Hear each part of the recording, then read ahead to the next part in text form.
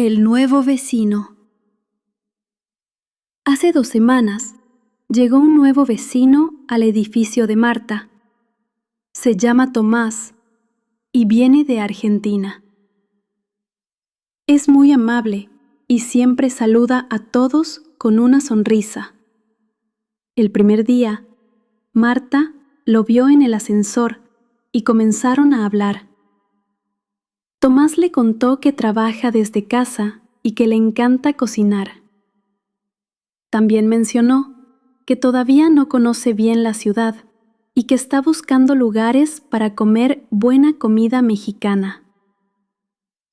Marta le recomendó una taquería cerca del parque y le dijo que los tacos al pastor son los mejores. Al día siguiente, Tomás le agradeció el consejo y le comentó que había probado los tacos. «Tenías razón», le dijo.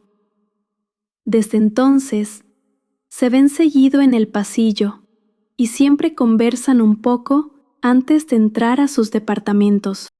Do you want the transcript and the quiz for this audio?